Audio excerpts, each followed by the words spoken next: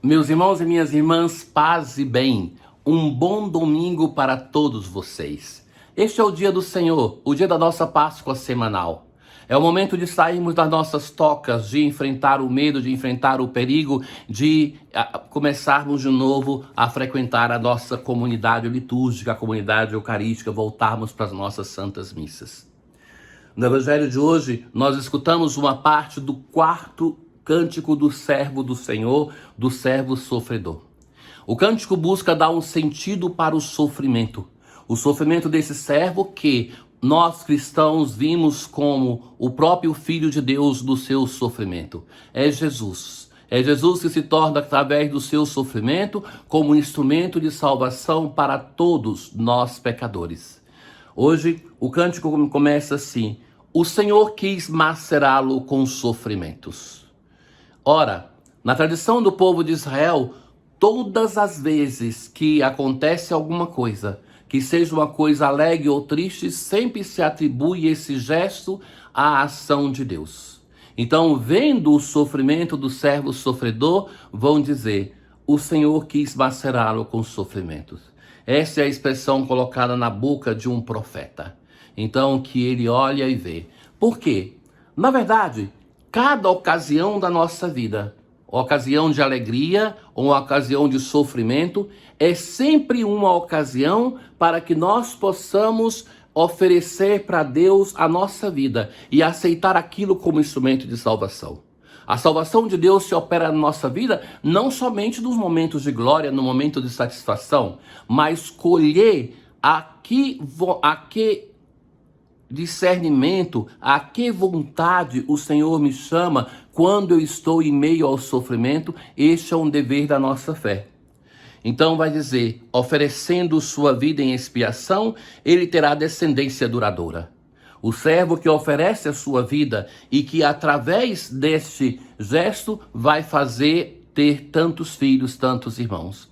Na verdade, os cristãos vão dizer, Tertuliano, o sangue dos mártires é semente de novos cristãos. Através do seu sofrimento, faz nascer novos irmãos na fé, encoraja os seus irmãos e fará cumprir com êxito a vontade do Senhor.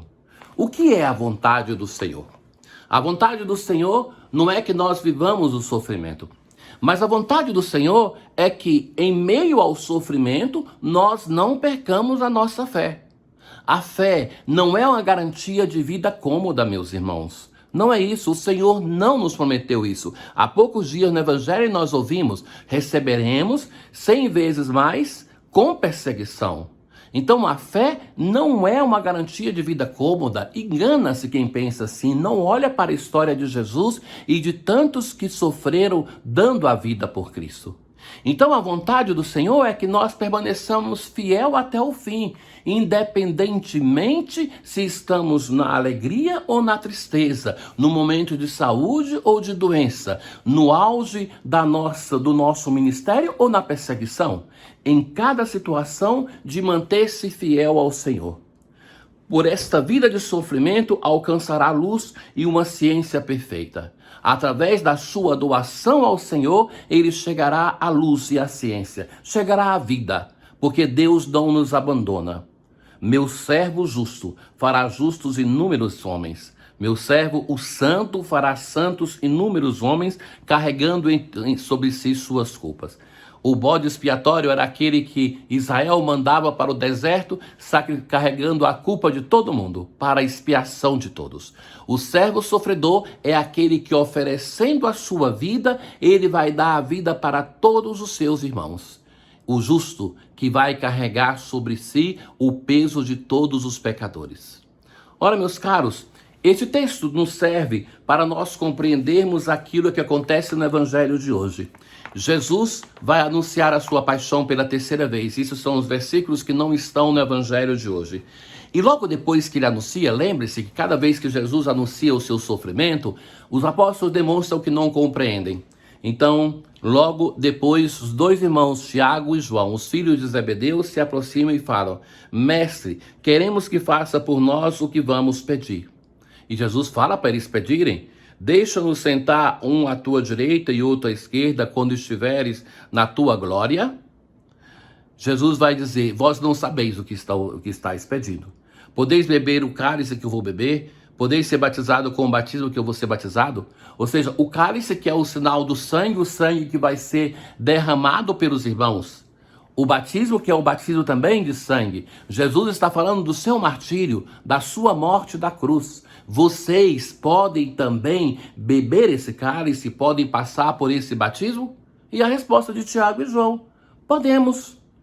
E Jesus não os reprova por essa resposta, mas vai dizer assim: vós bebereis o cálice, sereis batizado, mas não depende de mim conceder o lugar à minha direita ou à esquerda, é para aqueles a quem foi reservado. Então, os apóstolos não conseguem compreender o alcance da doação de Jesus. Na verdade, esse texto também pode ser uma alusão ao martírio de Tiago, o primeiro dos apóstolos a ser martirizado.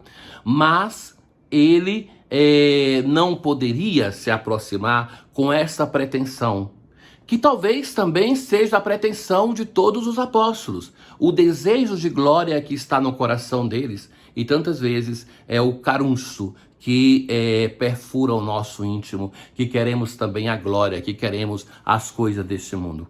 Ora, caríssimos irmãos meus, os outros apóstolos então ficam indignados com Tiago e João. E agora então vem o centro do evangelho. Jesus vai dizer assim: vós sabeis que os chefes das nações as oprimem e os grandes as tiranizam. Ora, o poder corrompe, meus caros. Então Jesus vai falar: os chefes das nações oprimem e os grandes tiranizam. Então o poder faz com que a pessoa perca o senso de misericórdia e que então são motivo de sofrimento. A vanglória do mundo, que nada nos garante, mas se nós nos cuidarmos em qualquer forma de poder, nós vamos ser causa de tristeza, de opressão para os outros. Jesus não quer isso na sua comunidade. Vai dizer assim: mas entre vós deve ser assim. Quem quiser ser grande, seja vosso servo. E quem quiser ser o primeiro, seja o escravo de todos. Ser servo, ser escravo. É esta a medida do evangelho. Para isso que nós nos fazemos cristãos. E isso deve ser a nossa conduta em todo momento da nossa vida. Mas por que fazer isso? Por que se humilhar? Por que fazer uma coisa que aos olhos do mundo não tem nenhum sentido? Nós seremos ridículos para o mundo. Então Jesus nos manda fazer isso, mas ainda vai dizer qual o modelo que nós devemos seguir. Porque o Filho do Homem não veio para ser servido, mas para servir e dar a sua vida como resgate para muitos. Meus caros, Deus é o nosso servidor. É isso que a história da salvação vai nos mostrar. Se nós nos prostramos diante de Deus, é Ele que se inclina diante de nós para nos suplicar a nossa conversão. É Deus que chama no profeta: venham, debatamos sobre a vossa situação. É Deus que nos envia emissários para nos chamar à salvação. A humanidade não o escuta, leva à morte esses emissários, mas Deus insiste no caminho de salvação. Deus continua a lutar para que nós voltemos ao Senhor. E não bastando tudo aquilo que fez, ele enviou o seu Filho, que veio para servir, não para ser servido, e esse serviço vai até o dar a vida por nós na cruz. Nos bastaria um modelo do Senhor, ou nos bastaria as suas palavras que nos recomendam, mas o Senhor quis nos dar a palavra e quis nos dar o modelo, para que nós façamos um caminho duro, difícil, porque se diz que o nosso orgulho persiste vivo até depois do nosso funeral.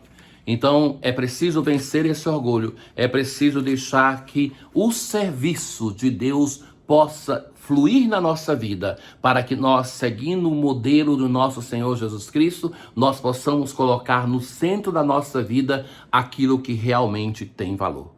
Que a palavra do Senhor, a Eucaristia que nós partilhamos neste domingo, possa ser para cada um de nós um fermento, para que produza em todos nós um fruto de serviço, de humildade. como Ele, que nós nos coloquemos para servir e não para serem servidos. O Senhor esteja convosco, Ele está no meio de nós. Abençoe-vos o Deus Todo-Poderoso, o Pai, o Filho e o Espírito Santo. Paz.